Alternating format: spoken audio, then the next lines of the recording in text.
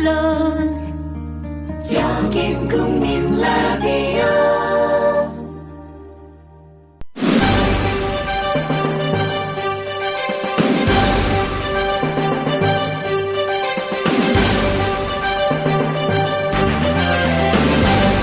정치평론가 이강윤의 오늘.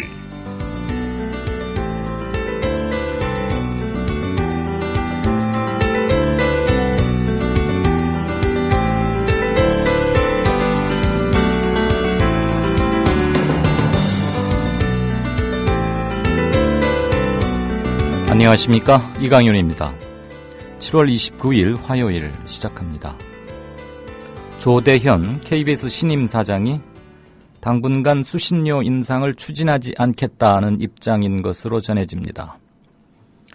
다 아시다시피 KBS는 조세 성격의 수신료로 운영되는 공사이자 공영방송입니다.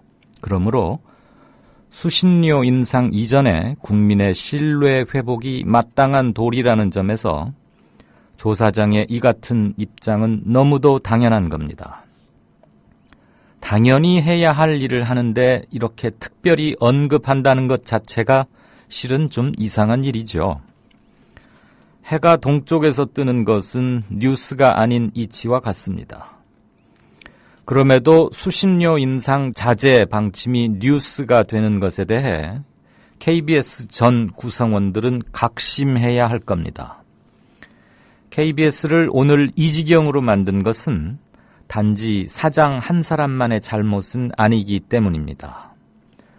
신임 조 사장이 무언가 달라졌다는 걸 보여주기 위해서 수신료 얘기를 꺼낸 건지, 실제로 공정방송 의지가 있는지를 확인하는 데는 그리 오래 걸리지 않을 겁니다.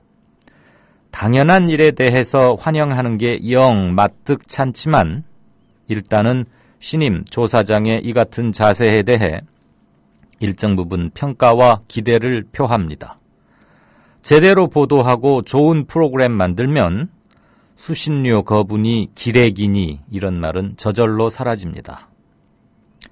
정부 말은 못 믿어도 BBC는 믿는다는 영국처럼 공영방송의 진정한 전통을 세우는 계기로 이어지길 바랍니다. 잠시 후 시작합니다. 부장님, 대리운전은 뭐 부를까요? 아, 대리운전 블랙박스 주는 1800-6606 대리운전이 있지 않은가? 아, 20회 이용시 블랙박스를 주는 1800-6606 블랙박스 대리운전이요? 그럼 검색창에 블랙박스 대리운전을 검색해보게. 홈피에는 다양한 상품들도 있다네. 저기 부장님, 블랙박스 대리운전에서는 국민TV에 후원도 한다면서요.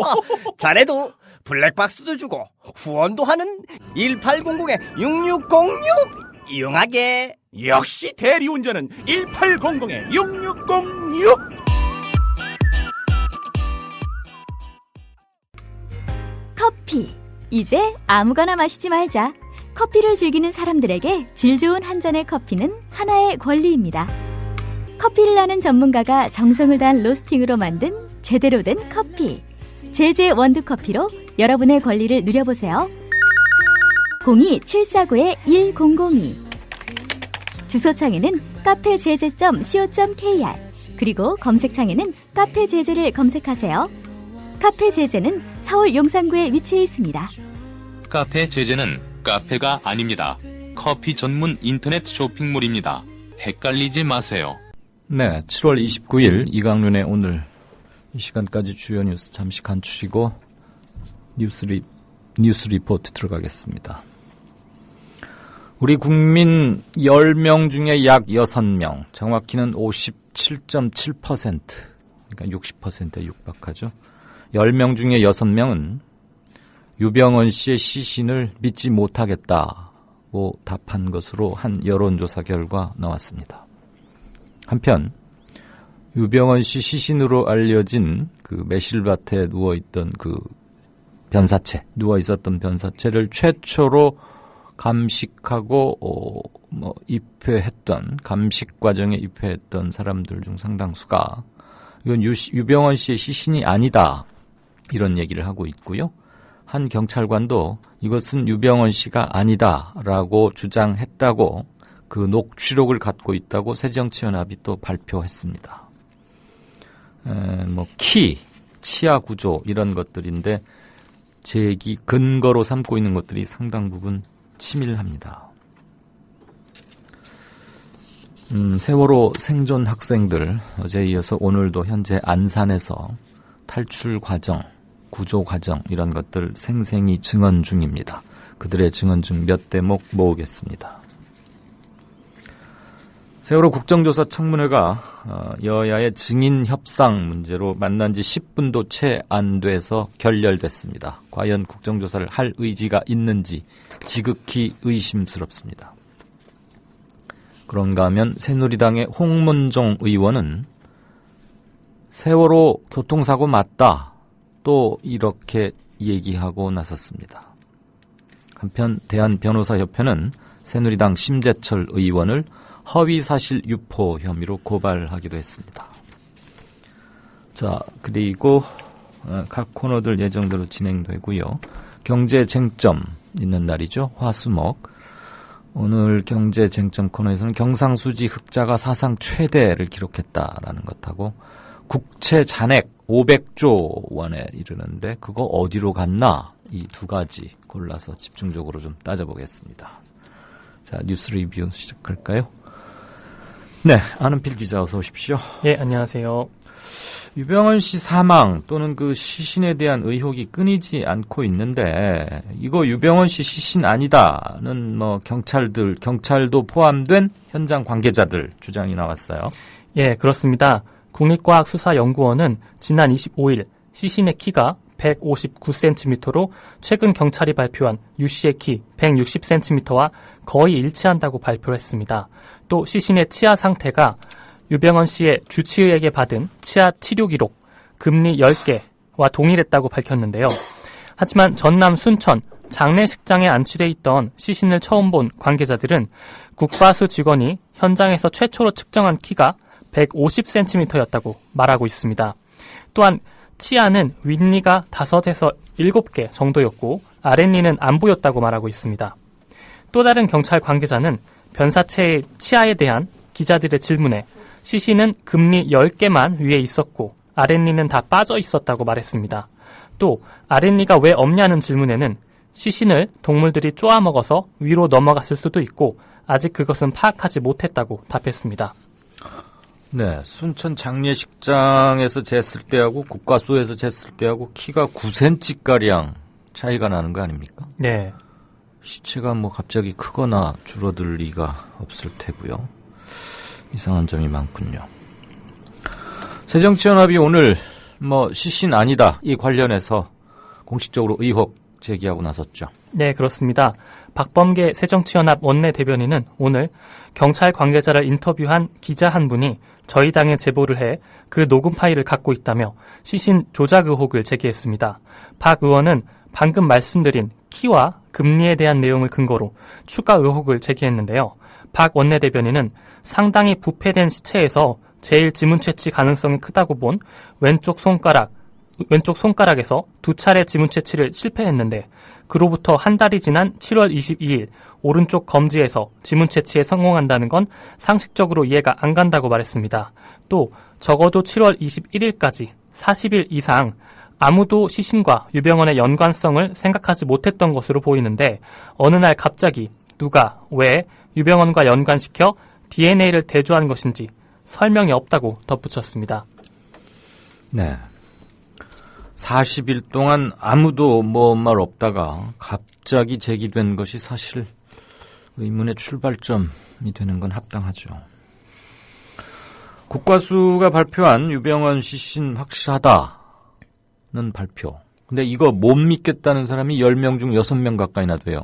네, 그렇습니다.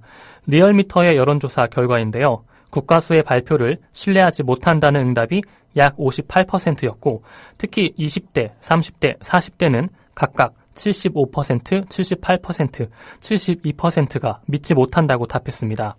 60대 이상의 연령층에서만 신뢰한다는 의견이 15% 정도 높게 나타났고요. 50대의 경우에도 신뢰 못한다가 40%로 신뢰한다는 응답 33%보다 높게 나타났습니다. 리얼미터의 이번 조사는 지난 25일 전국 성인 500명을 대상으로 휴대전화와 유선전화, 무작위 걸기, 자동응답 방식으로 진행됐습니다. 표본 오차는 95% 신뢰 수준의 플러스 마이너스 4.4%포인트입니다.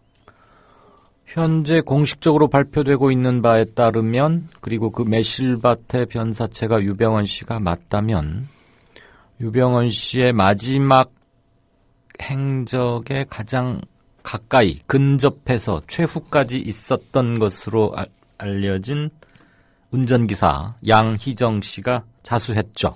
이렇게 되면 이제 유병헌 씨 관련된 사람은 다들 검찰에 재발로 오거나 붙잡히거나 이런 거죠. 예, 그렇습니다.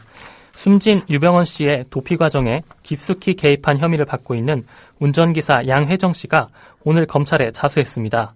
양 씨는 검찰 조사에서 검찰이 순천 별장을 압수수색한 지난 5월 25일 하루나 이틀 전이 유 씨를 본 마지막 날이라고 말했습니다. 이후에는 유 씨의 행방을 알 수가 없어 걱정을 하긴 했지만 자체 구조나 수색 활동은 하지 않았다고 말했습니다. 한편 양 씨는 자수하기 전날인 어제 시사인과 인터뷰를 했는데요. 유병헌 씨의 사망에 대해 강한 의문을 제기했습니다. 양 씨는 회장님의 평소 생활 방식이나 정신 세계를 보면 그렇게 무모하지 않은 분이라며 마을로 갔을 가능성이 없다고 말했는데요. 혹시 나올 일이 있으면 뒷문으로 나오는 걸로 이야기를 했다며, 그리고 산 쪽으로 나간다면 그런 언급이 있었다, 뒤로 나가겠다, 터널 쪽으로 라는 말을 했다고 전했습니다. 그래서 마을 뒤 밭에서 시신이 발견된 것에 대해 강한 의문을 제기했습니다. 네. 국정원이 세월호가 정박된 항구에 CCTV 설치를 지시했다, 그런 주장이 나왔는데 CCTV 왜 설치하라고 했답니까? 예, 국정원은 이것이 보안 측정상의 정상적인 업무 절차라고 해명했는데요. 그러면은 다른 커다란 배 이런 것들에게도 다 CCTV를 설치해서 이렇게 늘 정박 중일 때는 늘 감시를 하고 그럽니까? 다른 배의 경우는 아직 확인된 바가 없습니다. 네. 예, 청해진 해운 관계자들의 주장입니다. 한 관계자는 국정원이 세월호 내부뿐만 아니라 세월호가 정박하는 인천항 일대에 대한 CCTV 설치 지시도 함께 내렸다며, 전시의 배를 징발하기 위해서라면 왜 주변 영상까지 찍어야 했는지 의문이라고 말했습니다. 이 관계자는 사고 직후에 누군가 경찰이라며 CCTV 영상을 보고 간 적이 있는데 나중에 목포 해경이 압수수색을 나와서 일부 영상이 삭제돼 있었다라고 말했다고 전했습니다. 하지만 먼저 다녀간 인물에 대한 기록이 없어 그가 경찰인지 아니면 국정원 직원인지 알 수가 없다고 덧붙였습니다. 또 다른 관계자는 세월호에 대한 국정원의 보안 점검이 유별났다면서 마치 배의 주인인 것처럼 까다롭게 굴어 일주일이면 나올 여객 면허 발급이 20일가량 지연된 것으로 기억한다고 말했습니다. 이에 대해 국정원은 세월호 정박지에 CCTV가 전혀 없어서 대테러 보안상 업무 취약점이 있었기 때문이라고 해명했습니다. 네. 대테러 보안상 업무 취약점이 있었다. 그러면 몇천 톤급 이상의 일정 규모 이상의 여객선들을 정박지에는 다 CCTV를 설치해야 하는 게 아닌가 싶어요. 대테러 때문이라면. 추가로 확인을 해봐야 할 것 같습니다. 네. 세월호 생존 학생들 어제에 이어서 오늘도 지금 안산에서 증언 중이죠. 오늘은 한 17명인가가 증언에 나섰죠 아마? 예, 그렇습니다. 세월호 사고 생존 학생들이 이준석 선장 등 승무원에 대한 재판에 이틀째 증인으로 참석했습니다. 광주지법 형사 11부는 오늘도 수원지법 안산지원에 마련된 법정에서 학생 17명에 대한 증인신문을 이어가고 있는데요. 한 학생은 해경이 위에서 다 볼 수 있는 상황이었고 상황을 지켜보고 있었다며 친구로부터 해경이 올라올 수 있는 사람은 올라오라는 말을 들었다고 말했습니다. 또 다른 학생은 우리는 단순히 수학여행길에 사고를 당한 게 아니라 사고 후 잘못된 대처로 이렇게 많은 목숨을 잃은 것이라며 탈출 당시 건너편 친구랑 눈이 마주쳤는데 결국 배에서 나오지 못한 그 친구가 바닷물에 잠긴 모습이 떠오른다며 말을 제대로 잊지 못했습니다. 네. 탈출 당시 건너편에 있는 친구랑 눈이 마주쳤다. 세월호 국정조사 청문회가 다음 달 4일부터 8일까지 잡혀 있는데 증인 협상 때문에 만났다가 10분도 안 돼서 서로 자리를 박차고 일어서 버렸다고요. 예, 그렇습니다. 세월호 참사 국정조사 청문회에 증인 채택 문제를 논의하기 위해 여야 간사가 오늘 회담을 열었지만 아무 성과 없이 10분 만에 끝났습니다. 국회 여야 간사인 새누리당 조원진 의원과 새정치연합 김현미 의원은 KBS와 MBC 등 방송사 관계자들을 증인으로 부르는 문제와 김기춘 비서실장 등 청와대 핵심 3인방에 대한 증인 채택 문제에서 이견을 보였습니다. 김현미 의원은 김기춘, 정호성 둘 중에 하나만 나오면 된다고 말을 했더니 조 의원이 김기춘을 포기하더라도 정호성은 못 내보낸다고 말했다. 그러면 김 실장 나와라 라고 말했더니 그렇게는 못한다고 답변했다고 전했습니다. 또 문재인 의원도 다 나간다라고 말을 했더니 그래도 안 된다고 조원진 의원이 답변했다고 새누리당 반응을 전했습니다. 앞서서 새누리당은 문재인 의원 등 참여정부 인사들의 청문회 출석을 요구한 바 있습니다. 네, 김기춘을 포기하더라도 정호성 부속실장이죠. 대통령 문고리 딱 잡고 있는 예. 지금 정호성은 못 보낸다. 비서실장보다 더 센 분이 있었군요. 새누리당 홍문정 의원, 세월호는 교통사고다. 언제 어디서 뭐 하다가 이렇게 말했답니까? 예, 주호영 새누리당 정책위 의장의 교통사고 발언에 이어서 친박 핵심으로 알려진 홍문종 새누리당 의원도 세월호가 교통사고라고 말했습니다. 홍 의원은 오늘 평화방송 라디오와의 인터뷰에서 그냥 교통사고에 불과하다고 말씀드리고 싶지 않지만 일종의 해상 교통사고라고 볼 수 있는 것 아니겠냐며 그런 관점에서 생각하는 것이 옳지 않을까, 거기서부터 이 문제를 바라봐야 한다고 밝혔습니다. 새누리당 핵심 인사들의 이와 같은 망언에 대한 비판이 쏟아지고 있는데요. 광노현 전 서울시 교육감은 자신의 트위터에 그렇다면 유병헌만큼 억울한 운수회사 대주주가 또 있겠는가, 교통사고 때문에 멸문취하를 당하니 말이다 라고 했습니다. 또 다른 누리꾼은 세월호 참사가 교통사고면 6.25는 총기사고냐 라고 비꼬았습니다. 대한변호사협회에서 심재철 새누리당 의원 지금 국정조사 세월호 특위 국정조사 위원장도 맡고 있죠. 네. 뭔 말을 잘못했다고 지금 허위사실 유포 혐의로 국회의원이 고발당합니까? 예, 대한변협 세월호 참사 특위 법률지원단이 SNS를 통한 세월호 희생자 유가족들을 희생자를 의사자로 지정해달라는 요구했다는 허위 사실을 유포한 혐의로 심재철 새누리당 의원을 고발했습니다. 네. 심 의원이 카카오톡 메시지를 자신의 지인들에게 보낸 일을 문제 삼은 건데요. 법률지원단은 오늘 고발장에서 희생자 유가족들이 많은 보상금을 요구하거나 희생자를 의사자로 지정해달라고 요구하지 않았음에도 심 위원장이 이 같은 허위 사실을 담은 글을 카카오톡을 통해 유포해 유가족의 명예를 훼손했다고 강조했습니다. 또 심 위원장이 해당 글이 허위 사실이라는 것을 잘 알고 있었음에도 유포시킨 점 등을 볼 때 유가족에 대한 반대 여론을 일으키려 한 의도가 있다고 주장했습니다. 그렇죠. 허위 사실이라는 것을 누구보다도 잘 아는 입장에 있었던 게 분명한 심재철 위원장이 보냈다는 게 문제의 심각성이 아닌가 싶습니다. 네. 자, 그 문제의 4월 16일 9시 한 20몇 분경 세월호에 가장 먼저 기울어진 세월호에 가장 먼저 도착했던 해경 경비정 1, 2, 3정 그 정장 김모 경위라는데 왜 이제서 뒤늦게 체포했답니까? 예, 세월호 참사와 관련해 해경의 부실 대응 의혹을 수사해온 검찰이 사고 당시 현장에 가장 먼저 출동한 해경 경비정 1, 2, 3정의 정장 김모 경위를 체포했습니다. 너무 늦은 체포 아니냐라는 비판을 받고 있는데요.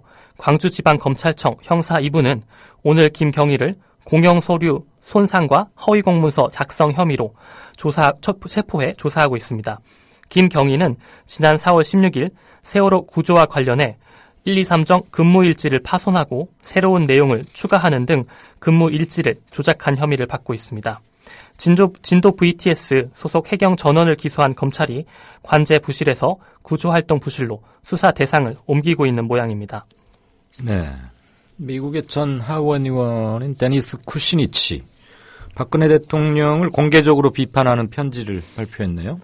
예, 그렇습니다. 쿠시니치 전 의원은 미국 현지 시간으로 어제 한국전 정전 61주년을 맞아 박 대통령에게 민주주의 후퇴를 우려하는 공개 서한을 보냈습니다. 쿠시니치 전 의원은 허핑턴 포스트에 기고한 글에서 반민주적인 귀하, 정부의 정책, 미군이 한국을 지키기 위해 바친 희생을 헛되게 하는 정책에 대해 우려를 표명한다고 적었습니다. 또 통합진보당 이석기 의원 내란음모 혐의 구속사건을 거론하면서 정치적 견해가 많이 다른 정부를 비판할 때 닥칠 수 있는 개인적 위험을 너무도 잘 아는 미국 하원 의원들이 이 사건을 주목할 것이라고 말했습니다. 네, 쿠시니치 전 하원 의원의 공개 서한 요지는 우리 국물도 없수다님께서 조금 전에 이미지 사진으로 또 올려놓으셨네요. 언더라인도 쳐놓고 한번들 보시면 더 좋을 것 같습니다. 730 재보선 내일이죠. 몇 시부터 몇 시까지 하고 뭐 가지고 가야 되고 투표날 알려드리는 거 있죠. 네. 예, 투표는 선거가 치러지는 전국 15개 선거구 1,003곳의 투표소에서 동시에 이루어집니다. 신분증을 지참해야 투표가 가능합니다. 선거 운동은 오늘 자정까지 가능하고요. 선거 시간은 오전 6시부터 오후 8시까지입니다. 또 내일은 선거 운동이 금지되고 투표 참여를 권유하는 활동만 허용이 됩니다.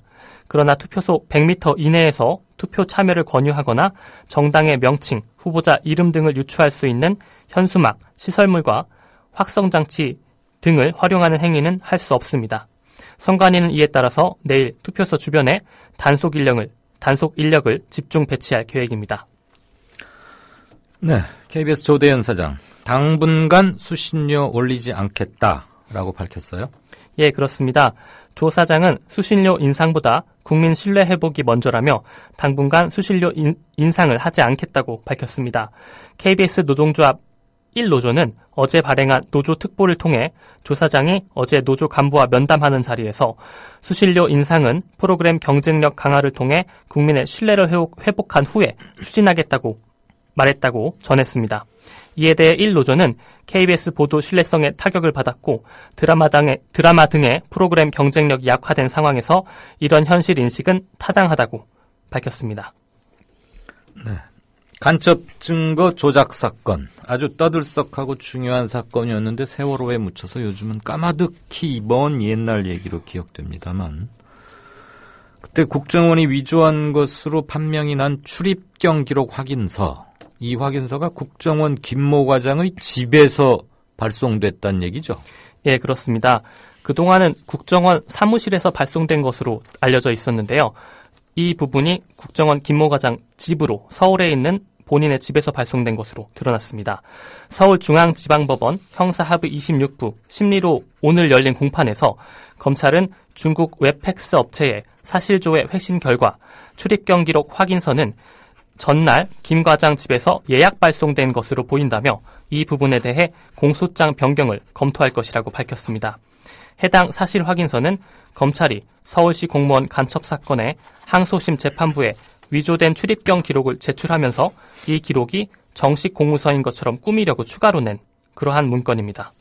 그러니까 간추리자면 중국의 공문서를 서울에 자기 집에서 발송했다 이 말 아닙니까? 네, 그렇습니다. 그럼 이거 근무지 이탈입니까? 재택근무입니까?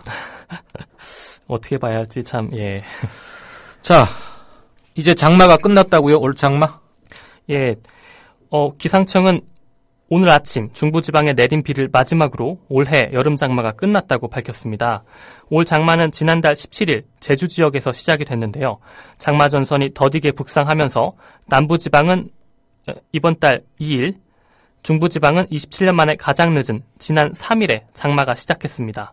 장마기간 강우량은 중부지방이 134mm로 예년의 37%, 남부지방은 145mm로 예년의 42% 수준을 기록했습니다. 반면 장마전선이 남해상에 주로 머물면서 제주도에는 예년보다 10%가량 많은 442mm의 비가 내렸습니다. 제주도 빼고는 비가 굉장히 안 왔다. 가뭄이 심하다. 그 얘기군요. 네, 그렇습니다. 알겠습니다. 잘 들었습니다. 지금까지 국민TV 뉴스의 아는필 기자였습니다. 네, 고맙습니다. 여보, 국민TV 조합비 이제 낼 때가 됐다고 하는구만요. 오, 그려. 그 국민 TV도 개국하고 그 뉴스케이도 하던지. 달달이 11,000원 내는 거 맞죠? 11,000원만 내지 말고 좀 더 혀. 이 새싹이 돋아날 때는 물을 충분히 줘야 하는겨. 아이, 근데 인터넷으로 하려니까 보통 어려워서 뭔. 공정 언론을 꿈꾸는 미디어 협동조합 조합원이 해야 할 일. 조합비 납입입니다. 매달 고정 납입 어려우신가요? 월요일부터 금요일까지 아침 9시부터 저녁 6시까지 서울 전화 3144-0933 3144-7737로 전화하세요. 사무국 요원들이 친절하게 안내해드리겠습니다. 서울 전화 3144-0933 또는 3144-7737 여기는 진짜 언론 미디어 협동조합입니다.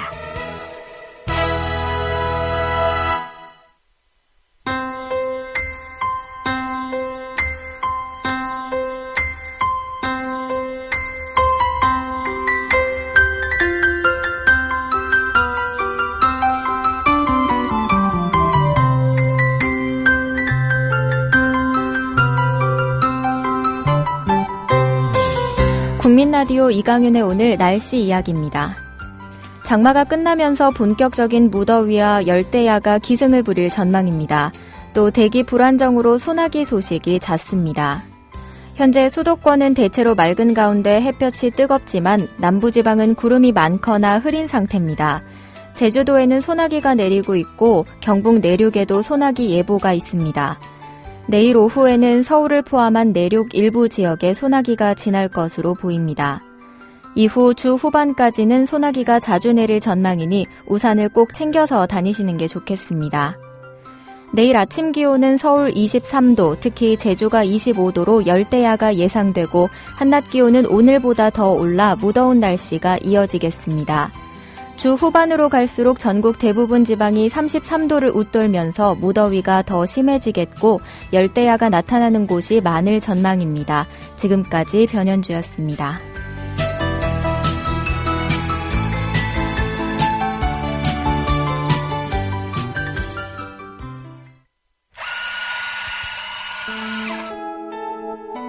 조합원을 위한 만남의 공간, 국민 카페를 아시나요? 질 좋은 원두로 만든 커피, 그리고 다채로운 음료는 기본이고요. 각종 공개 방송, 우리 사회의 건강한 지식인이 펼치는 따뜻한 특강이 펼쳐지고요. 그거는 저 목사님이 신도들 많고 믿으십시오 할 때라든가 정부의 논법은 믿음의 문제가 아니고 특히 이 안보는 하나의 수리자 학이다. 즉 과학이라고 얘기를 했습니다. 특히 차재민, 김민기의 DD쇼가 열리고요. 지금은 굉장히 자유인 같은, 자유롭고 내가 한 시민으로서 내가 어떤 말이든 할 수 있는 사회가 됐으면 좋겠고. 서울 마포구 월드컵로 37 미디어 협동조합이 세운 카페 국민 카페로 여러분을 모십니다. 네, 미리 듣는 뉴스 K 황준호 팀장 안녕하세요. 예, 안녕하십니까. 거기는 오늘 뭘로 상차립니까? 예, 오늘은 재보궐선거 D-1일이니까요. 네. 집중적으로 선거에 관한 얘기를 좀 해봐야 될 것 같습니다. 어떻게 팽팽하답니까? 어쩌답니까? 조금씩 다른데요. 네. 수원이 좀 어떨까? 수원이 가장 초미의 관심. 예, 초미의 관심이 가장. 그리고 예측도 잘 안 되고. 예. 오늘 또 새누리당의 여의도연구원에서 말리하는 그 메모 형식의 정보도 좀 돌았고요. 그거 좀 살짝 얘기해봐 주세요. 제가 지금 그게 기억이 안 나가지고. 누구 보고 챙기라고 하고 이따 끝날 때쯤 그거 한번 읽어주세요. 예. 알겠습니다. 그래서 오늘 일단 수원에서 저희 PD들이 가가지고 그 영통과 팔달 두 군데에서 여야 후보들이 어떻게 움직였는지 그리고 보니까 역시 마지막 메시지가 지도부의 마지막 메시지가 뭔지 보니까 여당에서는 안정적인 국정 운영을 얘기하고 야당에서는 세월호 심판 이걸 얘기하는 것 같습니다. 예.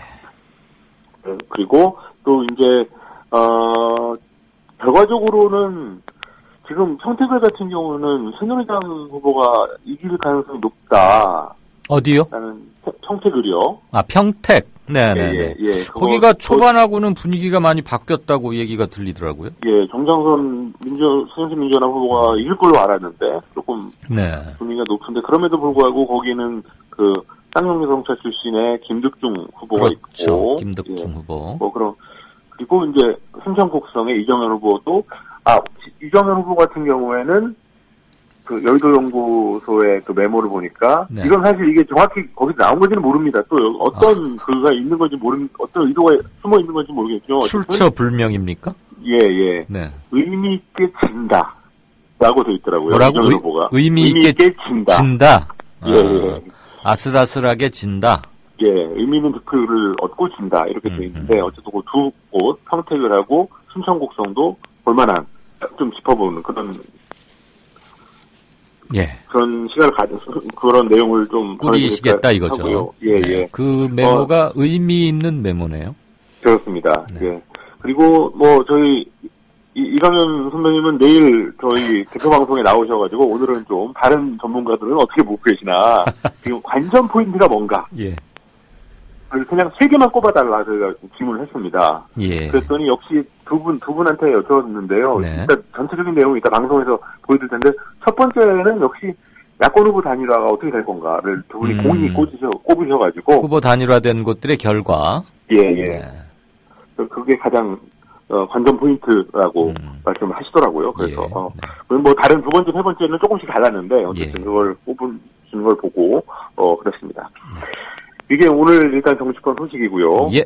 그 다음에 세월호에서 오늘 어제 신경민 의원이 그 국정원이 세월호 증개축에 깊숙이 관계됐다. 이거에 대해서 오늘 정보위원회를 열자고 제안했는데, 물론 여당에서 보이콧을 해서 무산이 됐습니다. 회의는. 예. 그러면서 새정치민주연합 의원들, 정보위원회 소속 의원들이 8가지의 의문사항을 제기했습니다. 네.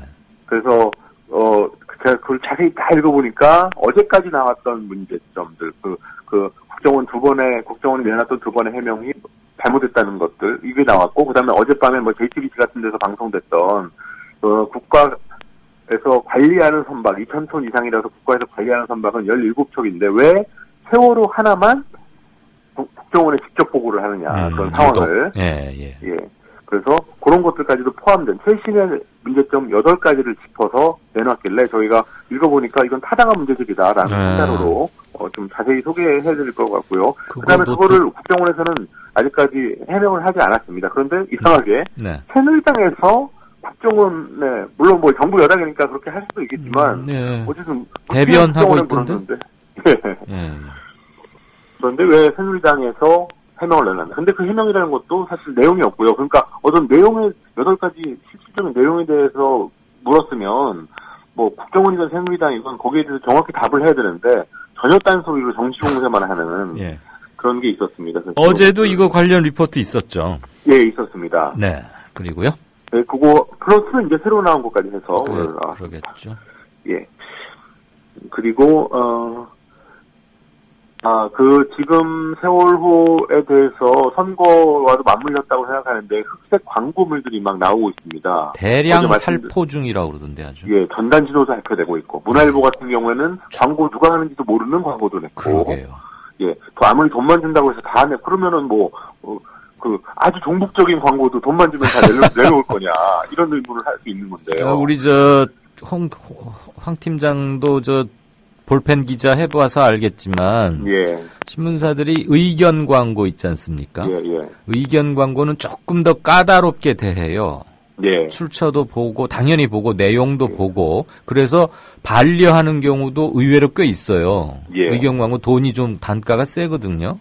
그럼에도 불구하고 반려하는 경우도 왕왕 있는데 어제 문화일보에 번질 수 없는 광고. 출처 불명의 광고는 이건 한국 신문사에 날 만한 아주 대단한 사건이죠, 실은. 그래서 어제 문화일보에서는 이거 원래 어버이연합이었는데 숨겨달라고 해서 안 넣었다라고 했는데, 근데 그 해명이 과거에 어버이연합은 밝혔잖아요. 할 때마다 냈는데 이름을 왜 안 냈을까라고 했는데 오늘 어버이연합 홈페이지에 들어가 보니까 거기 인정을 했더라고요. 우리가 낸 거다. 아, 그래요? 예. 그래서 이게 그 해명, 문화일보 해명이 맞았나 틀렸나는 이제 어느 정도 해소된 것 같고요. 예. 어쨌든 그럼에도 불구하고 그런 방식의 광고로 과연 실린 게 말씀하셨듯이 언론사에 남을 만한 이런 광고를 실어야 되는지 문제. 근데 그런 문제가 있는데 또 미국의 어떤 한국 언론, 미국에서 나는 뭐 미주 한국일보 같은 거, 네. 거기에서는 또 광고 계약까지 다 해놨는데 반려되는 그런 일이 있었습니다. 그래서 그런 그 두 가지를 대비해서 좀 그 소식을 전해드릴 생각입니다. 알겠습니다. 예, 이런 소식 가지고 9시에 찾아뵙겠습니다. 네, 내일은 그러면 어떻게 뭐 선거 특집 방송으로 갑니까? 아니면 정규 이렇게 똑같이 합니까? 예, 7시 반부터 선거 특집 방송으로 하는데요. 아. 저희 공지가 여러 번 나갔듯이 선거 파티라는 개표 현장을 거기하고 같이 더 개표 라이브라는 프로그램을 진행할 예정입니다. 지난번보다는 한 단계 더 진전되고 업데이트되고 빠른 그리고 그렇죠. 지난번에는 여러 그냥 것을 사실 지난번에는 사실 그냥 통신원들 이전 방송의 개표 방송하고 비슷한 그런 컨셉이었는데 이번에는 완전히 컨셉을 달리해서 개표 상황을 직접 보여준다라는 컨셉으로 갈 생각입니다. 방송 특히 TV 방송의 실력은 선거 몇 번 치러볼수록 팍팍팍 쌓이는 거. 예. 그래야 되겠는데. 계기가 되시기를 바랍니다. 네, 일단 뉴스로 보죠. 예, 감사합니다. 고맙습니다. 지금까지 뉴스K의 황준호 팀장이었습니다. 게시판 좀 보겠습니다. 6시 6분입니까? 저 시계에 그 구름 밖에 빛이 비쳐가지고 정확히 안 보입니다. 선거 파티 바로 사진을 띄워주셨군요. 오케이 마리님께서. 여기 뭐 이 맨 왼쪽 사람 이게 김용민 맞구나. 노정면 앵커도 있고. 아유, 김용민 PD는 저 어떤 여성분이 한 2배가 넘네요. 부피가. 왕싸가지님. 이분은 아주 뭐 대단한 속보력과 정보 수집력과 날카로운 뭐 필력 이래서 좀 겁이 나기도 하고 반갑기도 하는데 제 이름을 딱 부르시니까 일단 겁이 납니다. 일단 쫄면서 읽겠습니다. 이강윤 앵커님. 정치평론가들이 이번 재보선에서 자기들 나름대로 예측을 내리곤 하는데 진짜 저 사람들 말은 100% 믿을 수가 없어서 그러는데 이 앵커께서 보시는 이번 재선거 예측은 어떨 것 같아요? 궁금하고 아이고 제 말씀을 믿을 수 있으실 것 같다고요? 아이고 그렇게 뭐 신뢰를 해주시는 것은 감사합니다만 제가 여기 앉아서 뭘 얼마나 알겠습니까? 16곳 뭐 9대6 8대7 이런 말 나오더라고요.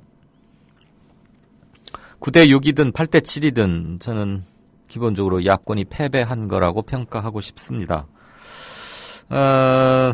서울 동작을에서 지금 노회찬 의원이 나경원 전 서울시장 후보와 어떤 표 차이를 보이느냐, 승패를 물론 포함해서 이게 향후 진영 간의 새 대결을 알아볼 수 있는 아주 중요한 바로미터가 하나 될 것 같고요.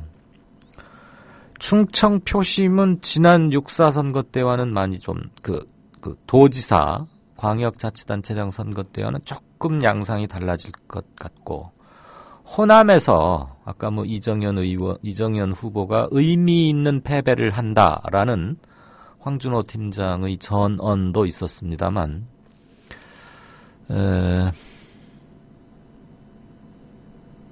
솔직히 말씀드리면 잘 모르겠습니다. 이정현이 좋아서라기보다는 또는 뭐 이정현 후보가 예산 폭탄을 쏟아붓겠다 그러면서 아주 돈 많이 따오는 충직한 머슴이 되겠다, 두꺼비처럼 잘 물어오겠다, 이것이 통한다고들 중앙 일간지에서는 많이들 보도를 하는데 현지 정서는 그렇지는 않답니다. 돈 몇 푼 더, 물론 자기 고장 발전을 위해서 예산 많이 따오는 거 지역구 국회의원들이 해야 할 일 중에 중요한 일 중에 하나인 건 맞습니다만, 그건 옛날에 한 20-30년 전에 도로 포장률 떨어지고 다리, 교량 이런 것들 형편없고 하던 시절에는 그 국회의원들의 예산 따오기 능력이 대단했어요. 중요한 거 맞고요. 그런데 요즘 뭐 운전을 하거나 여행 가시거나 한번 보시면 아시겠지만 고속도로가 바둑판처럼 놓아져 있지 않습니까? 그리고 웬만한 국도도 다 중앙분리대가 있고 보도와 차도가 명확히 구분이 돼 있고 가이드레일 이런 거 설치도 잘 돼 있고 오죽해야 국도권 고속도로 조금 길게 말씀드리겠습니다. 요즘 뭐 뉴스 행간이 없기도 하고 하니까 순천 곡성 보도에 대한 제 나름의 반론을 좀 펴고자 하겠습니다. 청취자 여러분들 또 그리고 질문 주신 왕싸가지님 양해해 주신다면 감사하겠습니다. 가보시면 아시겠지만 초가을이나 뭐 추석 언저리에 가보면 말이에요. 그 잘 닦아놓은 길들 차선 하나나 두 개쯤은 뭐 고추나 보리가 아니고 뭐 쌀, 뭐 농산물 같은 거 말리고 막 그래요. 그래서 제가 이 말씀 드리는 이유는 이거 농민들더러 거기 하지 말란 그런 뜻이 아니고 하루 종일 가봐야 차 10대도 잘 안 다니는데 4차선, 2차선 탁탁 잘 닦아놨으면 그 뭐 통행에 크게 방해되지 않는 범위 내에서 응급 차량 뭐 차로가 확보되면은 거기 뭐 고추 말리고 해서 나쁠 거야 없겠지만 이제 위험하니까 어쨌거나 그럴 정도로 도로 확충은 많이 돼 있어요. 그러니까 지역구 국회의원들이 뭐 돈 따오는 것이 아주 최고 이렇게 여겨주던 시절은 좀 가고 있다. 즉 고무신 막걸리 선거가 이제 박물관 속으로 갔듯이 지역구 국회의원들에게 요구되는 1순위, 2순위, 그 우선순위도 조금씩 바뀌어가고 있다라는 걸 일단 놓치고 있다는 얘기죠. 마치 순천 곡성 사람들은 여당 후보가 나와서 더군다나 대통령이 굉장히 아끼는 사람이고 세다고 하니 나를 뽑아주시면 내가 국회에 가서 돈 많이 따오겠소. 아이고 그럼 자네가 큰 일꾼이네. 그럼 내가 자네 뽑아줌세. 그렇게 돈에 넘어가는 순천 곡성 사람들로 비치는 거에 대해서 그 지역 분들은 굉장히 분노하고 계신다. 이런 말씀 분명히 전하고 싶고요. 뭐 서가본 후보 친노 주자 이거 학생운동도 했고 했는데 조금 뭐 좀 처벌받은 것도 있고 그 처벌의 내용도 좀 안 좋고 조금 그랬죠. 그리고 무엇보다도 이정현 후보에 대해서 이렇게 급소를 맞받아치는 어떤 파워랄까 그런 면에서 그렇게 저돌적인 인파이터 복복서 같지는 않아 보입니다. 상대적으로 정치란 건 누구하고 대진이 되느냐에 따라 누구하고 붙느냐에 따라서 좀 전술도 다르고 연설도 다르고 맥도 다르고 뭐 그래야 되는 거 아니겠습니까? 근데 그런 점에서 조금 효과적으로 대응을 못하고 있다라는 현지 취재 언론인들의 얘기를 제가 한두 번 좀 들은 기억이 나고요. 그래서 순천 곡성 저는 대단히 주목합니다. 근데 솔직히 예측은 못하겠는데 불과 3-4%포인트 차로 야당 후보가 이긴다면 그건 실질적으로는 진 것이다. 이렇게 봐야 할 것이고 그런 조짐은 계속 일어날 것이다. 새정치민주연합이 그동안 호남에서 누려왔던 독식 구조는 이미 와해의 조짐이 특히 무소속들에 의해서 보이고 있지만 그것은 국회의원 선거에서도 나타날 것이다. 특히 다음 총선에서 좀 그런 생각이 듭니다. 기본적으로 다른 정치평론가들 아까 게시판에 보니까 어떤 분께서는 어느 신문 이게 지금 시닉이란 분이 올려주신 거에 보면 여론조사 전문가들, 그러니까 그 리서치 회사 저 높은 사람들이 어디 누가 될 것이다 이렇게 10명쯤 골라가지고 아마 어느 신문에서 해놓은 걸 사진을 캡처해서 올리신 모양인데요. 배종찬 씨를 보니까 다 예측 불허라고 해놨네요. 그럼 뭐하러 하나요? 이게 정직하고 객관적이고 과학적일 수도 있는데 그럼에도 불구하고 하나를 고르는 게 아닌가 싶습니다만 그만큼 박빙으로 보고 있다는 뜻이겠죠. 점쟁이처럼 몇 개 맞추면 합격, 몇 개 맞추면 이렇게 말하기는 힘들고요. 하일성 씨나 허구현 씨가 야구 해설을 9회까지 쭉 하지 않습니까? 그러다 9회 끝나고 나서 이제 승패가 딱 갈리면 그때부터는 결과론적인 평가를 해요. 그거는 누구나 할 수 있죠. 결과론적인 거. 근데 이제 중요한 거는 게임의 흐름 동안, 그러니까 이닝별로 이렇게 게임의 흐름을 잘 분석하고 맥점을 짚어내고 앞으로 뭐 투수 릴레이션이나 선수 기용 뭐 이런 것들까지 살짝 예측을 해가면서 해설을 하다가 경기 결과가 자기 그동안 해설해온 거하고 맞으면은 사람들이 많이 신뢰를 하고 그런 거 아닙니까? 정치평론가들한테 점쟁이처럼 뭘 기대하긴 힘들지만 저는 차라리 뭐 몇 대 몇 이런 것보다는 전체적인 의미나 맥락 그리고 그 선거가 갖는 의미 그다음에 그 승패가 향후 어떤 의미를 줄까 차라리 이런 것에 좀 더 공부를 하고 집중을 해서 하면 어떨까 싶고요. 본선거가 아닌 재보선은 투표율이 워낙 낮기 때문에 예측이 더 쉽죠, 사실은. 고정표들, 확실한 충성도, 투표장에 가서 덥건 춥건 비가 오건 바람이 불건에 관계없이 그런 사람들을 누가 더 많이 확실하게 데리고 가느냐의 경쟁이니까. 그런데 지금은 세월호 대참사라는 직접적 영향권, 그리고 유병언 시신 발견 소동? 근데 지금 오늘 아까 뉴스 리포트에서도 말씀드렸지만 국민의 60%가량이 믿지 않고 있다라는 거. 그러면 저는 유병언 시신 발표는 여당에게 결코 우호적인 것은 아닐 것이다. 그래서 야당이 뭐 한 석쯤 이기지는 않을까. 숫자상으로 8대 7 또는 뭐 9대 6. 그렇지만 전반적으로는 그 정도 스코어로는 야당은 만족스러운 성과를 거두었다고 볼 수는 없는 것 아닌가라고 말씀드리겠습니다. 나머지는 내일 뉴스K 선거방송에서 뵙겠습니다. 말씀이 길었습니다. 쑥부쟁이님, 또 여기도 한 칼 하시는 분이시죠? 네, 병신수길이라는 말을 유행시키는 분이 아닌가 싶은데 호남, 평택, 수원, 영통, 수원의 손학규 등등 해서 야당이 8석, 새누리 7석 어정쩡한 선거 결과가 나올 것이다 라고 예측해 주셨습니다.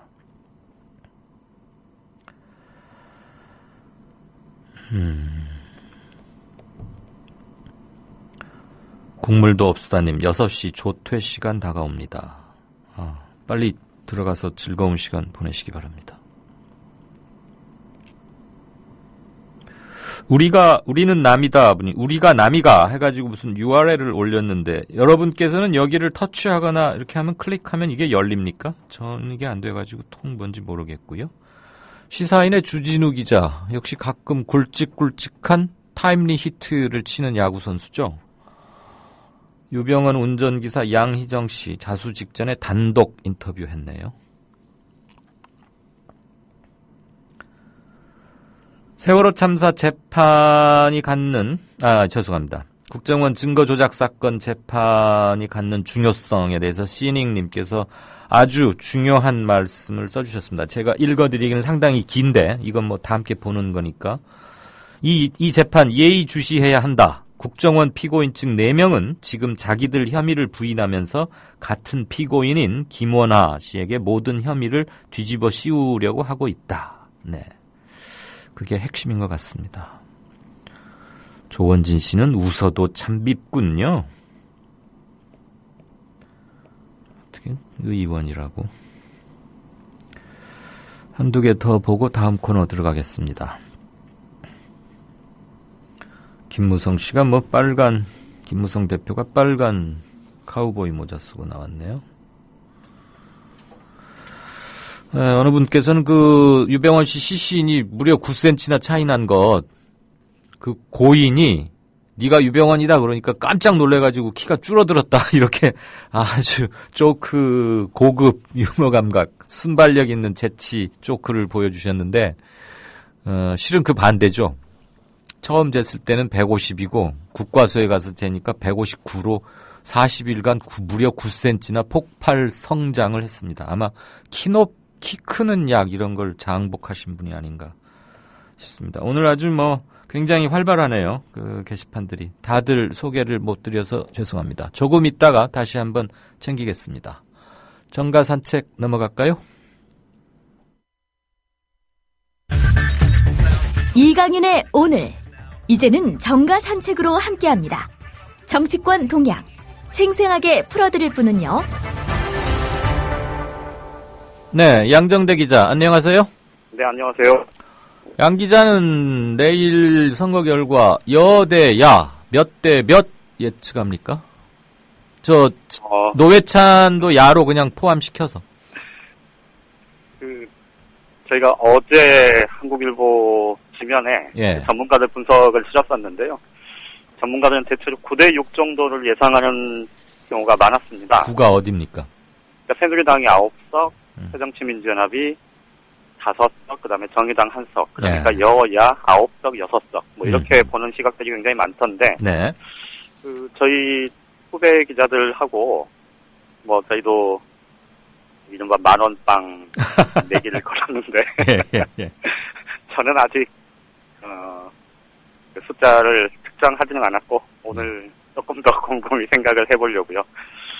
저는 솔직히 잘 모르겠는데, 이게, 대체로 선거 전 막바지에 가면 이제 윤곽이 일어나는 경우가 많잖아요. 예. 그런데 이번 같은 경우는 지금 제법 막바지에 가면서 오히려 혼전 지역이 좀 늘어나고 박빙이다. 네. 여야가 서로 박빙이다. 이렇게 얘기하는 지역들이 좀 늘어나는 추세여서. 예.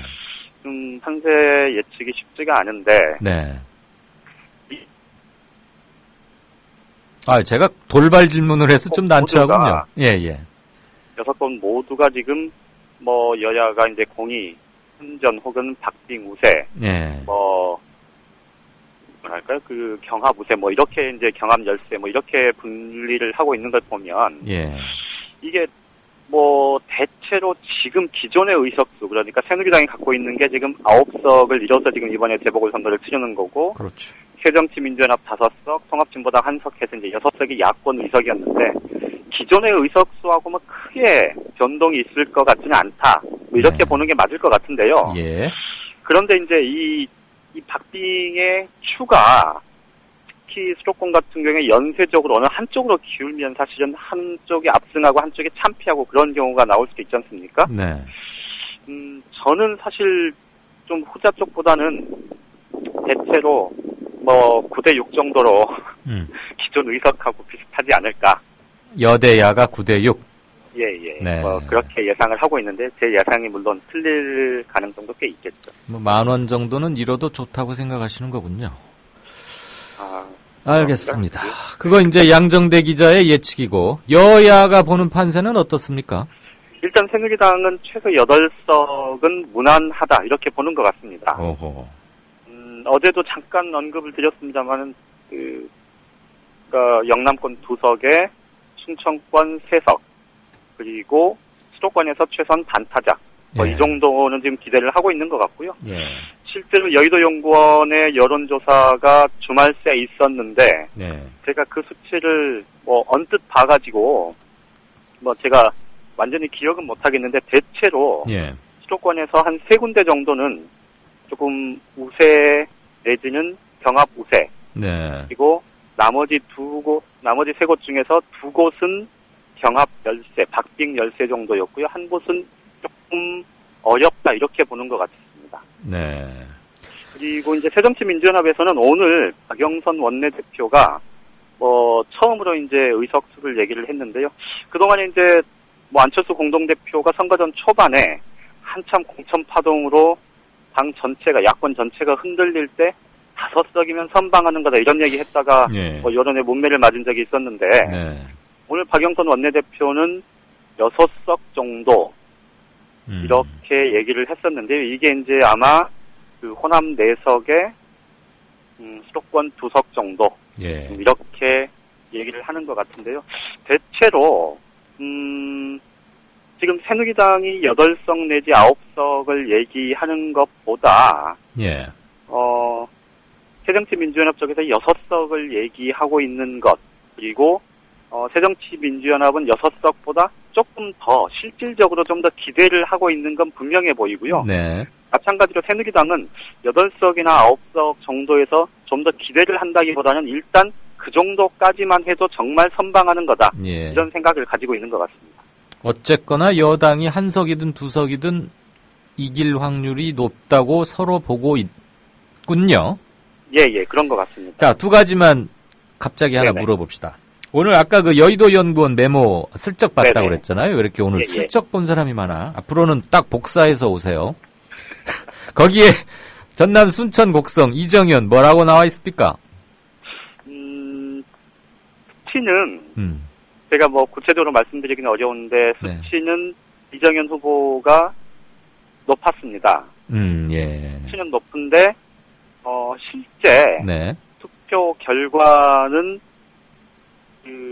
승리한다 이렇게 생각하지는 않는 것 같아요. 새누리당도. 의미 있는 패배다. 뭐. 예, 뭐 그런 예상들을 많이 하는 것 같습니다. 아, 그렇게 쓰여 있는 거 맞아요? 아니 뭐 쓰여 있는 거는 못 봤고요. 저는 수치만 봤고. 아, 수치만. 설명만 좀 들었는데요. 네. 예. 아, 그거 저 프린트 해가지고 기자들한테 회람시킨 게 아니에요? 예, 그건 아닙니다. 아, 아니었어요? 아니, 아까 우리 또 다른 뉴스 팀장한테 들을 때도 요 얘기가 잠깐 나왔는데, 여의도 연구원 것인지 아닌지조차도 사실은 잘 모르겠다 이러면서 순천 곡성에 대해서 이렇게 말했대. 이정현 후보가 의미 있는 패배를 할 것이다. 그래서 평소에 여의도 연구원답지 않게 해설 기사도 참 잘 썼다. 뭐 이런 말 생각이 나서 한번 확인하려던 거고요. 어쨌거나 이정현 후보가 상당히 나오기는 하는데 막판에 호남 정서나 또 뭐 숨어 있는 표 이런 것들을 감안하면 가까스로 야당 후보가 이길 것 같다. 뭐 이런 말씀이죠. 예, 그렇습니다. 그래서 제가 아까 박영선 민주당 원내대표가 호남 4석에 수도권에서 한 2석, 그래서 최소 6석쯤은 우리가 건지지 않겠느냐라고, 이건 지금 상당히 보수적으로 안전빵으로 잡은 얘기잖아요. 그렇죠. 예. 그랬을 때 제가 그거 확실합니까? 라고 물어보려고 했던 게 그 지점이었어요. 네. 예, 아무튼 제 생각엔 그래요. 한 3일만 선거가 늦다면, 그러니까 내일이 아니고 한 4일쯤 후라면 저는 예측할 수 있을 것 같아. 어떻게? 근데 내일 투표를 하니까 정말 모르겠어요. 전반적으로 야당이 초반 열세를 딛고 많이 쫓아오는데, 왜 우리 그런 말 하지 않습니까? 지난번에 그 한명숙 후보와 오세훈 후보가 붙었던 서울시장 후보 때 선거가 일주일만 늦었으면 오세훈이 졌다고 뭐 그런 말 했었잖아요. 이제 그 역사 또는 지나간 과거에 대한 가정은 의미가 없긴 한데 지금 아무튼 아주 박빙으로 좁혀져 있는 것 같긴 합니다. 특히 임태희, 박광원 여기가 붙고 있는 수원 영통이든가요? 저는 가불병정, 가불병으로 하면 하도 헷갈려갖고 누가 아는지 모르겠어. 그냥 아무튼 거기도 상당히 관심사인 것 같고. 예, 맞습니다. 검사들, 여검사들끼리 붙은데도 뭐 좀 거기는 조금 뭐 다들 의견이 일치는 하던데. 의분 관계에서 사표냈던 백혜련 검사 결과가 어떨지 좀 궁금합니다. 새누리당은 권선은 무난하게 이길 거다 이렇게 보는 것 같고요. 그렇게 보고 있죠. 정미경 후보. 네네. 그 양반이 국회의원으로 한번 했다가 그 다음번에 공천을 못 받으니까 무소속으로 나왔죠. 그랬었죠. 그랬는데 무소속으로 나와서 28.3%를 얻었었어요. 맞아요. 상당하죠. 그래서 야당 후보, 그래서 신장용 씨인가? 야당 후보가 됐는데, 뭐, 그만 사단이 나가지고 이번에 다시 이제 하는 거잖아요. 정미경 씨가 생긴 건 둥글둥글하니 수더분하게 생겼는데, 의외로 강단이 있는 것 같더라고. 여당 사람들, 검사나 판사나 변호사 하다가 여당에 갔다가 공천 못 받았다고 무소속으로 나오는 배짱 있는 사람은 별로 없거든요. 맞습니다. 특히 검사 출신 중에 그런 경우가 흔치 않은데요. 이건 조금 뭐 다른 얘기이긴 합니다만 정미경 후보가 선전하는 것에 대해서 이 새누리당의 전반적인 기류가 어떻냐면 새누리당 후보가 이기는 게 좋긴 한데 근데 들어오면 저 어떻게 하지? 이런 분위기가 꽤 있습니다. 알겠습니다. 제가 무슨 말씀 드린지 아마 청취자분들이 밀어서 다 짐작하실 거예요. 우리 청취자분들은 워낙 또 정치 고수들이시고 눈치가 빠르셔서 알겠습니다. 그러나저나 선거 결과에 따라서는 여야 지도부 그리고 이른바 잠룡들의 처지 상당히 좀 희비가 엇갈리겠죠? 뭐 당연한 질문이지만 대충 좀 예측을 해봐 주세요. 우선 가장 좀 뭐랄까요? 상대적으로 좀 입지가 그나마 어떤 경우라도 상대적으로 입지가 괜찮은 사람을 꼽으라면 새누리당 김무성 대표를 꼽을 수 있습니다. 지금 새누리당 입장에서는 사실 과반 의석이 붕괴되는 이 선거전이 본격화하기 전에 그 우려했던 그런 가능성이 현실화될 거라고 보는 의견은 지금은 없지 않습니까? 그렇죠. 과반 확보야 뭐 지극히 무난하다 이제 이렇게 보는 게 일반적이고 그래서 김무성 대표 같은 경우는 본인이 공천권을 행사한 것도 아니고 네. 또 본인은 선거전에 열심히 뛰어다녔고 그리고 최소한 과반 의석이 무너질 가능성은 거의 없기 때문에 설령 8석 이상을 얻지 못해서 숫자상으로는 패하더라도 김무성 대표가 받을 타격은 저는 거의 없다고 보고요. 반면에 어떤 식으로든 뭐 유의미한 그 성적표를 받게 되면 그리고 더더군다나 9석, 10석, 8석 이상 해서 실질적으로 숫자상으로도 이기는 그런 선거 결과가 나오면 김무성 대표로서는 굉장히 날개를 달았다 이렇게 말씀을 드릴 수 있을 것 같습니다. 참 운이 좋아요. 그렇죠. 운이 굉장히 좋은 편이죠. 지금까지는. 근데 앞으로 이제 어떻게 될지 좀 지켜봐야 될 것 같고요.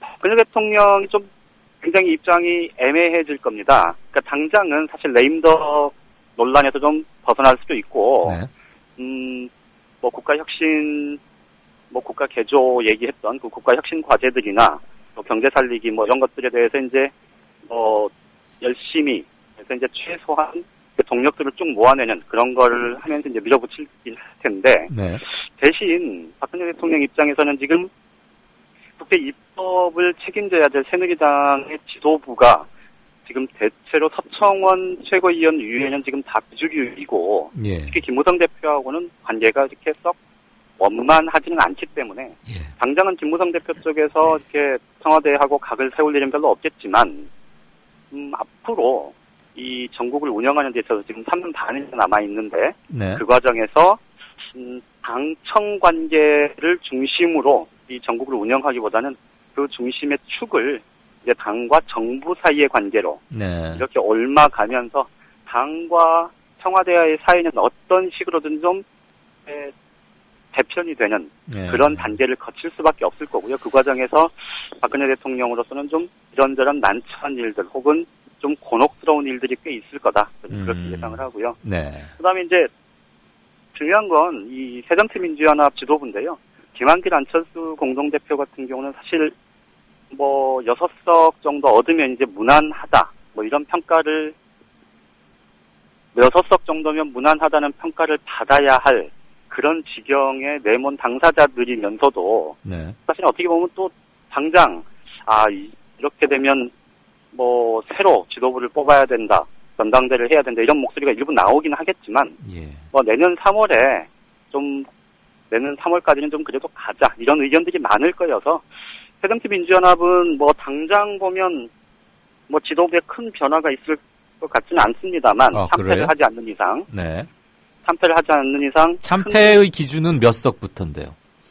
그렇죠. 뭐 새누리당이 9석, 10석 얻게 되면 이제 그건 참패라고 봐야죠. 10대5. 10대5 정도면 참패라고 봐야 되겠죠. 9대6. 사실 6석 얻는 것도 9대6도 뭐 패배인데. 패배죠. 패배는 패배인데 어쨌든 뭐 애초에 새정치민주연합 의석이 5석이었다고 하니 뭐 그렇게 얘기하면 뭐 숫자상으로는 그런가 보다 할 수 있고 더군다나 지금 새정치민주연합 내에서 손학규 상임고문이 이렇게 귀환을 하고 또 지금 정세균 상임고문과 문재인 상임고문 이런 이 거물급 정치인들의 움직임이 어떻게 되느냐에 좀 따라 달라지긴 하겠지만 이들 전반적인 분위기 자체는 지금 뭐 어렵더라도 혹은 밉더라도 당분간은 그냥 크게 판 흔들지 말고 가자. 그래서 내년 3월에 진짜로 그 다음 총선 공천권까지 놓고 진검승부를 벌이는 쪽으로 가자. 또 이런 게 대체적인 분위기인 것 같은데요. 그런데 이제 어제도 잠깐 뭐 말씀을 드렸습니다만은 이게 사실 이렇게 가장 무난하게 가는 게 야권이 가장 무난하게 망하는 길일 수도 있다. 뭐 이런 지적들을 하는 것에 대해서 좀 새정치민주연합이 좀 귀를 기울여야 되지 않을까 개인적으로 그렇게 생각을 합니다. 잘 들었습니다. 마지막 질문은 조금 짧게 한번 정리해 볼까요? 그나저나 지금 뭐 세월호 국조특위 이거 증인 가지고 오늘 또 뭐 만난 지 뭐 10분도 안 돼 가지고 서로 박차고 일어났다는데 이래 가지고 저 제대로 되겠습니까 앞으로? 정말 제대로 안 될 가능성이 높아 보이는데요. 네. 그러니까 여야가 지금 8월 5일부터 청문회를 하겠다, 5일간 닷새간 청문회 하겠다, 뭐 대국민 약속을 해놓은 상태 아닙니까? 네. 그래서 어떤 식으로든 청문회를 하는 쪽으로 좀 의견들을 모아가겠지만, 애초부터 말씀드렸듯이 결국은 세월호 국조특위가 앞으로 어떻게 운영이 될 거냐, 그리고 세월호 특별법이 어떤 내용으로 법안 제정이 될 거냐, 이게 결국은 730 재보선 결과에 달려 있을 거다. 이런 예상을 진작부터 말씀을 드렸었는데요. 네. 지금 분위기로 보면 새누리당이 버티고 또 새정치 민주연합은 열심히 얘기는 하지만 개별 의원들 차이 차원에서 열심히 얘기는 하지만 힘에 붙이는 그런 모습. 그래서 결국은 국민들이 또 한 번 실망하고 또 안타까워하고 하는 그런 모습이 반복될 가능성이 굉장히 높아 보입니다. 네. 말씀하셨던 그 청문회만 놓고 보면요. 청문회가 일정상으로 진행될 수는 있겠지만 네. 실제로 청문회가 청문회답게 소득 없이 그 의혹들이 예. 그렇게 해소될 수 있는 그런 청문회로 가기에는 현재 상황에서는 거의 저는 불가능에 가깝다. 이렇게 예. 말씀드립니다. 그리고 지금 특별법의 내용과 수위로 옮아가면서 청문회는 완전히 그냥 파장 분위기인데다가 그나마 실효성도 없는. 근데 이제 그렇죠. 문제는 예. 특별법이 저렇게 난항을 겪고 있으니까 그게 문제고. 참 문제가 많습니다. 네네. 네, 오늘 잘 들었고 내일 바쁘실 거고 내일도 우리 전화 연결합니다. 알겠습니다. 예. 그래요. 예, 고맙습니다. 네, 지금까지 한국일보 양정대 기자였습니다. 세월호의 업무용 노트북에서 발견된 국정원 지적 사항이란 문건을 근거로 야당은 국정원 관여 의혹을 제기했습니다. 내용과 여러 가지 정황을 보면 국정원이 소유주처럼 행세를 하고 있는데. 그러자 국정원은 즉각 해명 자료를 내 자신들은 지난해 3월 18일에서 20일 세월호의 국가보호장비 지정을 위해 보안 측정을 했을 뿐이며 이는 세월호가 증개축 후 첫 출항한 3월 15일 이후라고 해명했습니다. 하지만 가족대책위 측이 어제 SBS 라디오에 출연한 세월호 대책위 박주민 변호사. 저희들이 이런 문제 제기를 하니까 어제서야 비로소 2월 26일부터 2월 27일 예비 보안 측정했다라는 얘기를 처음으로 꺼내기 시작했습니다.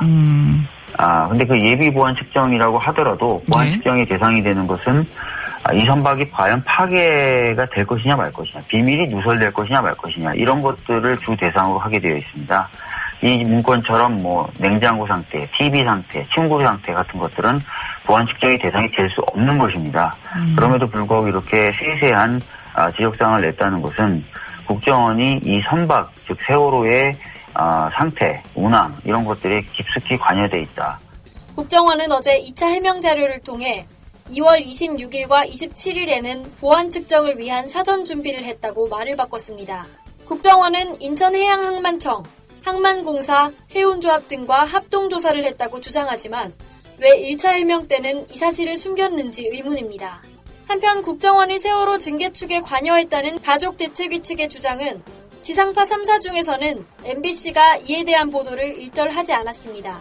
보수 언론 조선일보, 중앙일보, 동아일보 지면에서 찾아볼 수 없었습니다. 중앙일보에는 없는 뉴스, JTBC는 다뤘는데 JTBC의 보도 중 특별히 주목되는 부분은 국정원은 일단 일정 규모 이상 선박은 국가보호장비로 지정한다고 해명했습니다. 하지만 취재진이 2,000톤급 이상 여객선 17척의 유사시 보고 계통을 모두 파악한 결과 세월호만 국정원 보고가 명시된 것으로 나타났습니다. 국정원은 보고 계통이 담긴 선박 운항 규정은 해운사가 자체적으로 작성하기 때문에 국정원은 모르는 일이라고 주장했습니다. 그러나 세월호만 보고 체계 속에 들어가 있다는 것은 여전히 의문으로 남는 대목입니다. 이를 정치공세로 치부하는 새누리당. 새정치연합은 세월호에서 발견된 노트북에 담긴 선내 여객구역 작업 예정 사항이라고 하는 제목 옆에 국정원 지적 사항이라고 쓰여 있는 것을 두고 국정원이 세월호 운영 및 전개 축에 관여한 증거라고 연일 근거 없는 의혹을 제기하고 있고 확산시키고 있습니다. 또한 이를 규명하겠다면서 730 재보선 바로 전날인 7월 29일 날 정보위원회를 소집을 하겠다고 하고 있습니다. 보안 관련 사항은 국정원의 정상적인 직무행위입니다. 이러한 문건이 나왔으면 우선 작성자를 찾아서 작성 이유 등을 정확하게 알아보고 납득이 되지 않는 부분이 있으면 그때 가서 적시된 관계자들에게 문의를 하는 것이 순서일 텐데 뜬금없이 국정원이 세월호 운영 및 전개 축에 관여한 증거라며 의혹을 제기하는 것은 도저히 이해할 수 없는 것입니다. 세월호 국정조사 특위의 야당 의원들입니다. 지난해 1년간 국정원은 이명박 정권의 원세훈 온장 체제에서 불법적으로 실행한 인터넷 여론조작 관련 대선 개입 사건, 간첩 조작, 증거 조작 사건, NLL 대화록 악용 사건 등을 수습하는 데 시간을 보냈고 이 과정에 원세훈 원장 시절의 일부 정치 개입 세력들의 개혁 방해 시도와 저항이 있었습니다. 2012년 10월 세월호 도입과 국정원 보안 점검 건도 원세훈 전 원장 시절 벌어진 일로 이를 은폐해서는 절대로 안 됩니다. 터졌다 하면 참사, 들켰다 하면 국정원. 나라 걱정의 원천, 국정원, 걱정원으로 이름을 바꿔야.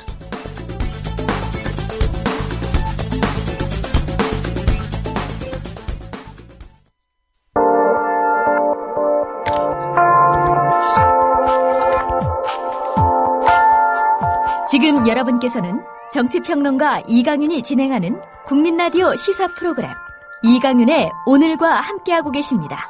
계속해서 오늘의 경제 쟁점을 짚어봅니다.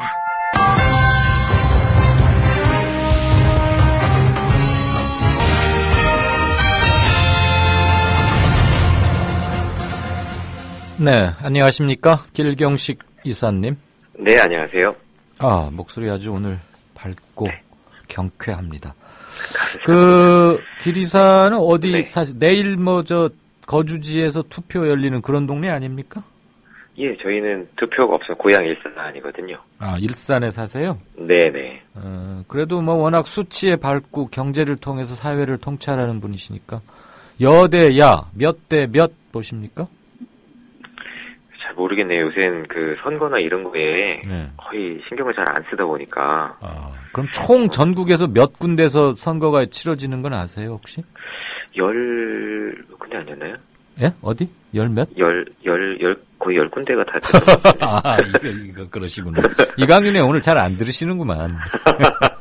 15군데입니다. 네. 자, 됐고. 네.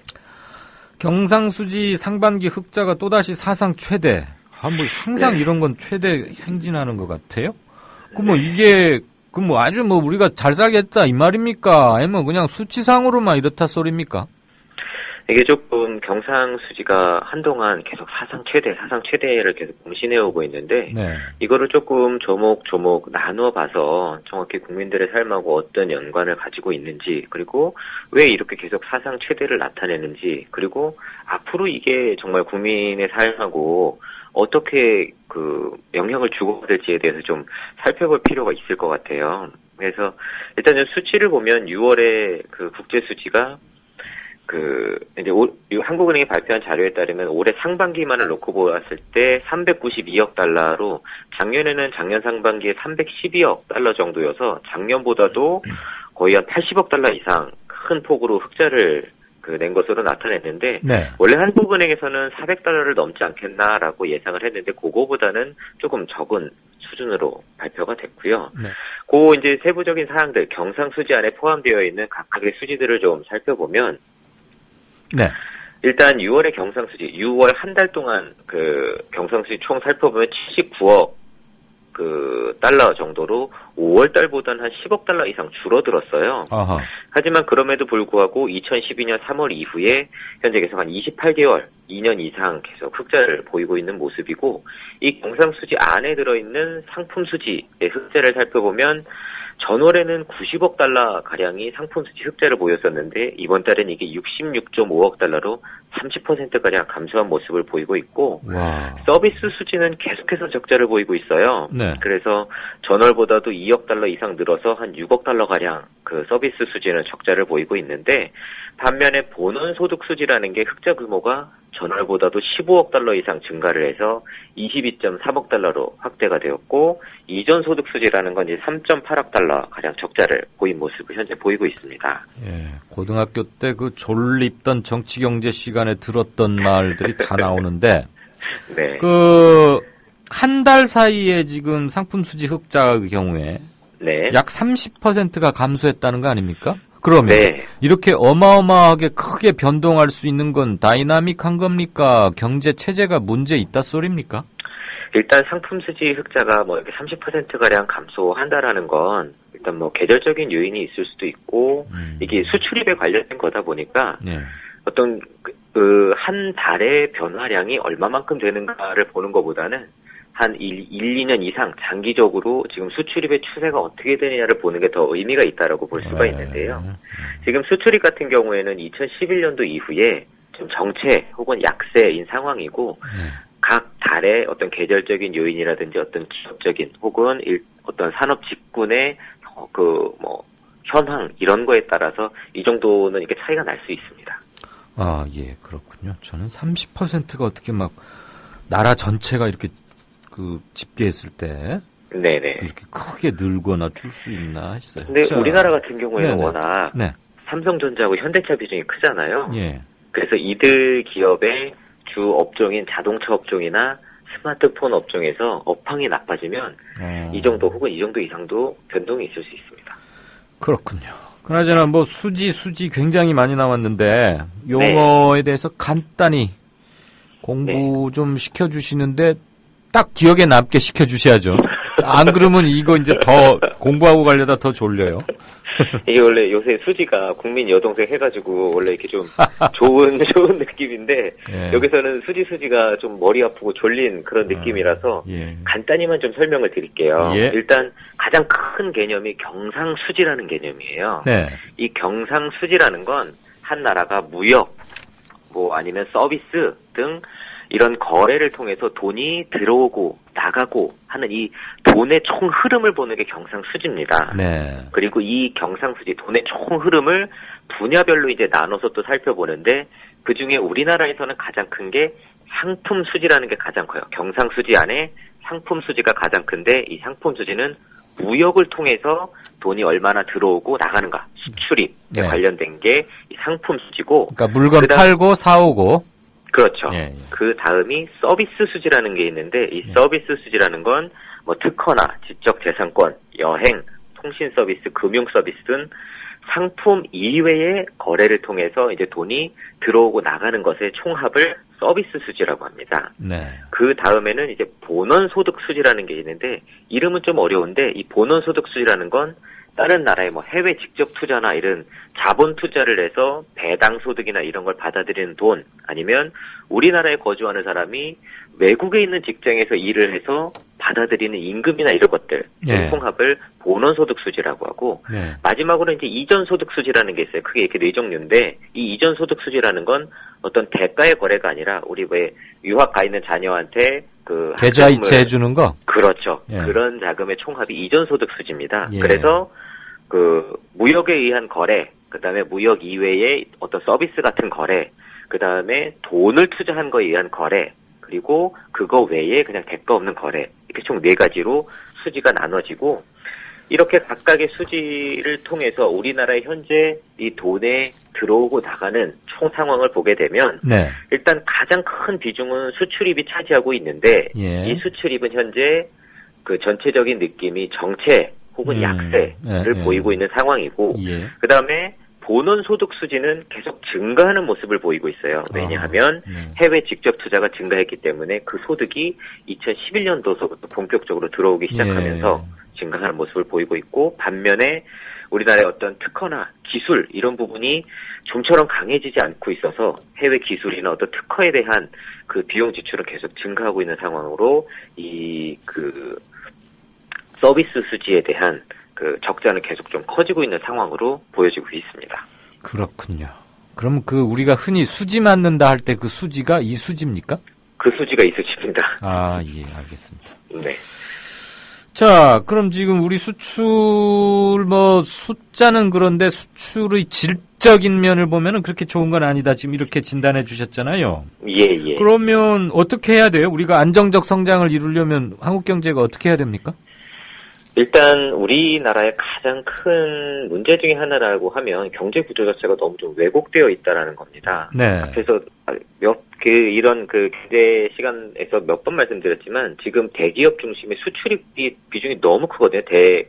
미국이나 일본에 비해서 배 이상 이 비중이 큽니다. 그래서 이거를 안정적인 어떤 그 내수 위주의 경제로 바꿔나가려면 지금은 한국의 그 가계 소비 비중이 50%가 채 안 됩니다. 그런데 이 가계 소비 비중이 최소 이제 60% 정도까지, 그러니까 지금보다 10% 이상 높아져야 되는데 이렇게 가계 소비의 비중이 높아지려면 당연히 가계 소득이 높아져야 사람들이 돈이 많아야 쓸 거 아닙니까? 그러겠죠. 가계 소득이 높아져야 되고 가계 소득이 높아지려면 당연히 임금이 높아져야 되고 임금이 높아지려면 지금 현재 우리나라의 전체 고용의 80% 이상을 차지하고 있는 중소기업이라 자영업자의 영업수익 이익이 높아져야지만 가계 소득이 높아질 수 있는데 이 중소기업이라든지 자영업의 영업수익 이득을 보장해 주려면 지금 가장 중요한 건 대기업과의 공정거래를 절대적으로 좀 확보해주는 어떤 제도적인 시스템의 확보가 무엇보다 중요하다라는 겁니다.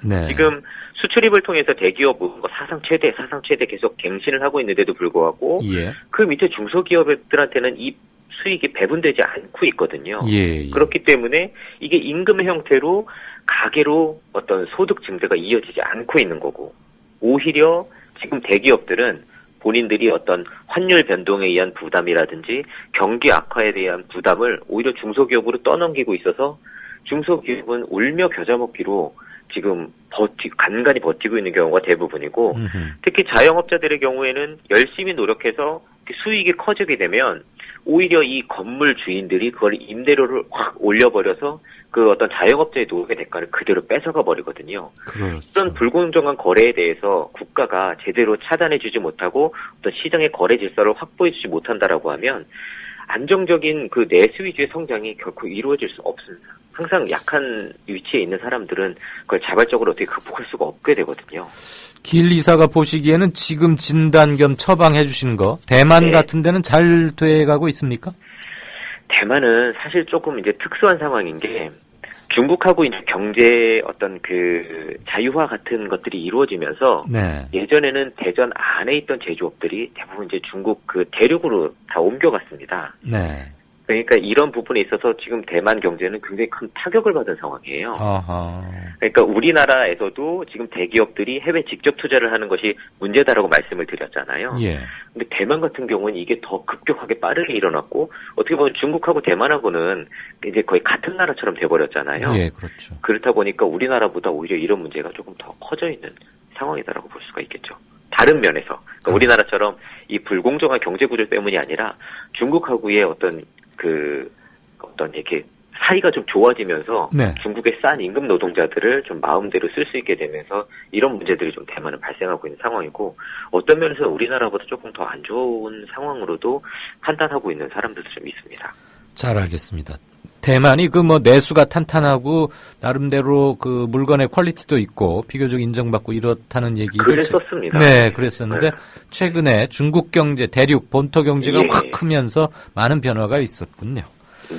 그 정도 하고 이번에는 빚내서 지금 경기 부양할 때 아니다. 공정거래가 담보되는 구조 개혁을 해야 한다. 이제 이런 말씀이신데 최경환 부총리의 경기 부양책에 대해서 오늘 증시는 아주 막 폭등을 하고 이런 거 보니까 은행이나 시장은 좀 반기는 것 같기도 하고 또 우리 평소에 기리사님 지론으로 보면은 영 위태위태해 보이는데 요거 한번 짚어보십시다.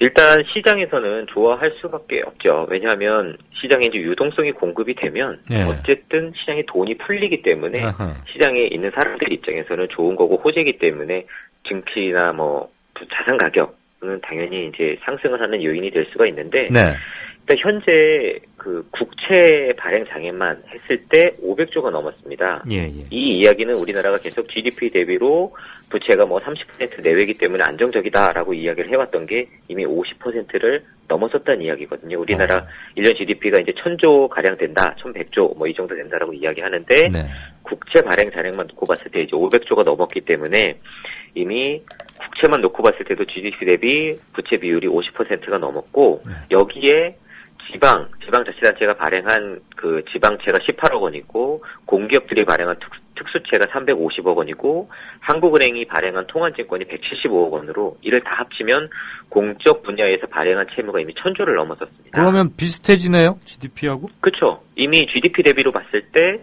공적 채무가 100%를 넘어섰다라고 보는 게 맞습니다. 그러니까 이거는 이제 국채로만 봤을 때 이 정도이고 국채 외에 보증을 서고 있는 부분이라든지 또 금융권의 대출이든 이렇게 합치게 되면 이미 1100조를 넘어섰거든요.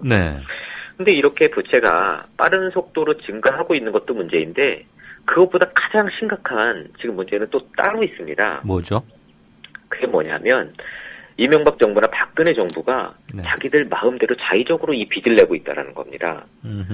원래는 정부든지 뭐 공기업이든지 이 채무를 발행을 하려면 국회 동의 이거 필요한 거 아닌가요? 그렇죠. 원래는 이제 예산에 대해서 국회 동의를 받고 그 교과서에서 그렇게 배운 것 같은데? 그렇죠. 그게 너무나도 당연한 건데 지금은 국가에서 이제 예산이란 걸 발표를 해서 국회에서 동의를 받습니다. 그러면 예산에 대해서 집행을 하려면 세수를 걷어야 되고 이 세수를 걷어들이는 거에서 모자란 부분에 대해서 국채를 발행하는 거거든요. 왜냐하면 당장 이제 예산을 써야 되는데 쓸 돈이 없으니까 빚을 내서 이 돈을 쓰겠다라고 이야기를 하는 건데 지금 이 예산의 증가하고 국채 발행 잔액의 증가가 맞지가 않아요. 원래는 예산 이만큼 쓸 건데 돈이 요만큼 모자라니까 이만큼 국채를 발행하겠습니다 라고 해서 국회에서 이거를 동의를 해주고 결재를 해야 되는 건데 국회에서는 지금 이 국가의 예산이 얼마고 공적 부분의 채무가 얼마고 이게 지금 마저 들어가는지도 확인도 하지 않고 이 부분에 대해서 전혀 관심을 두지 않고 있는 사이에 이명박 정부와 박근혜 정부는 자기들 마음대로 빚을 내서 지금 아무런 제동장치도 없이 정략적으로 본인들이 원하는 부분에 지금 돈을 쏟아붓고 있다는 거거든요. 이거 나중에 뒷감당을 누가 어떻게 하려고 이런단 말입니까? 이거 계속 정부 부분에 연구소 차원에서 이 재정 통계하고 예산 부분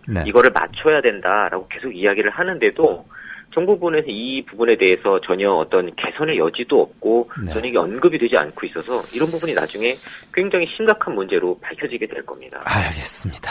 저희 프로가 빨리 좀 힘을 키워서 최경환 대 길경식 이런 대담 하나 만들고 해야 될 것 같습니다. 오늘 잘 들었습니다. 네, 감사합니다. 네, 고맙습니다. 지금까지 김광수 경제연구소의 길경식 이사였습니다. 7월 29일 하루가 저뭅니다. 내일은 다 아시다시피 투표하는 날입니다.